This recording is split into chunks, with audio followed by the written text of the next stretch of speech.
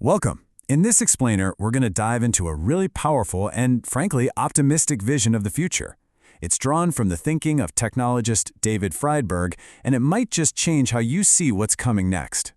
So let's start with a feeling I think we all know pretty well, that little knot of anxiety about the future. Whether it's AI taking our jobs, climate change, or what's happening with the economy, there's always this sense of dread about what's just around the corner.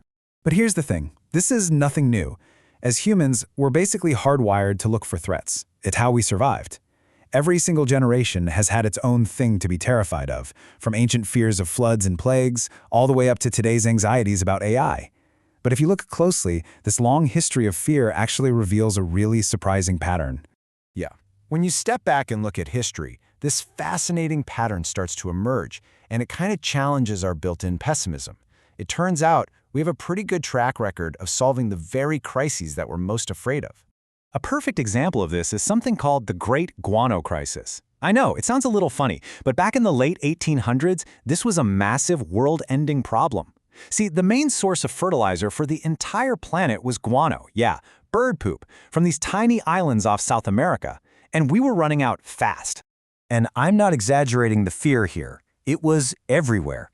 People genuinely believed that without this fertilizer, global food supplies would just collapse. The consensus was, basically, mass starvation is coming and there's nothing we can do about it. And then, right when things looked their darkest, a technological breakthrough just completely changed the game. The Haber-Bosch process was invented.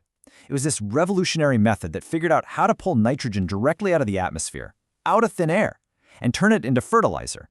And this right here illustrates the pattern perfectly.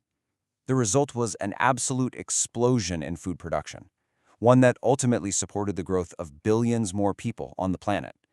So you see the point, right?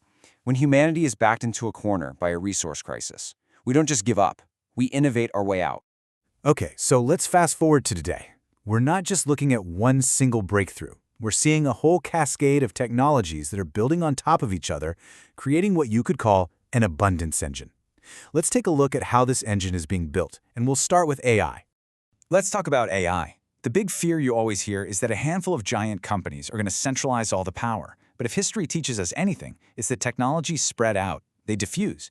Think about the early internet. It was all dominated by huge companies like Cisco building the backbone. But now, anyone can start a Shopify store. And we're seeing that exact same pattern happen with AI.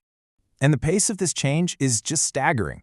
I mean, just a couple of years ago, you needed $1 billion data center to run a powerful AI. Today, there are open-source models that can run on your home computer. This trend is only getting faster, and it's putting these incredible tools in the hands of everyone. But the real key, the thing that unlocks pretty much all future technology, we're talking robotics, space exploration, you name it. It all comes down to one fundamental thing, the cost of energy. Now, the nuclear power we have today, that's called fission. It works by splitting heavy atoms apart. But fusion, well, fusion is the holy grail. It does the opposite. It's the exact same process that powers the sun, fusing light atoms together to release these immense amounts of clean, safe, and superabundant energy. And the goal here is absolutely radical. With fusion, the idea is to drop the cost of energy to about a penny per kilowatt hour. That's a tiny fraction of what we pay today.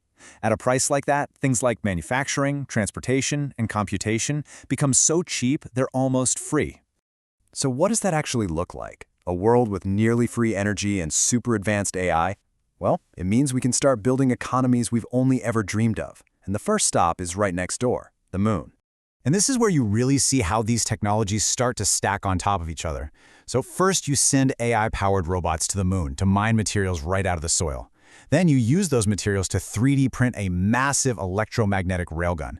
This thing could then literally launch cargo to Mars for 1/100th the energy cost of launching from Earth.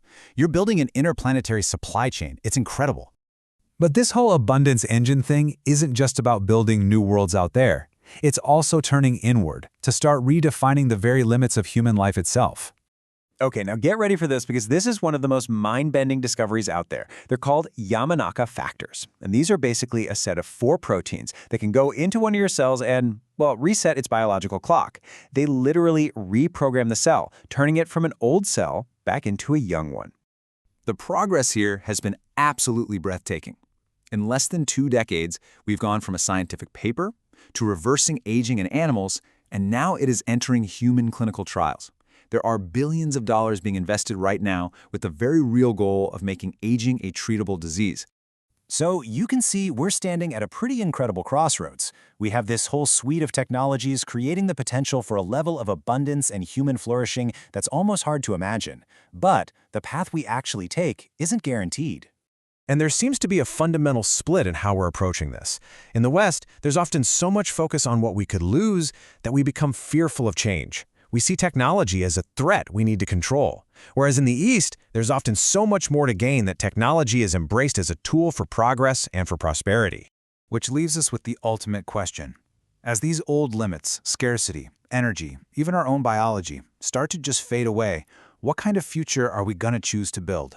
In a world of nearly infinite possibility, what will we choose to become?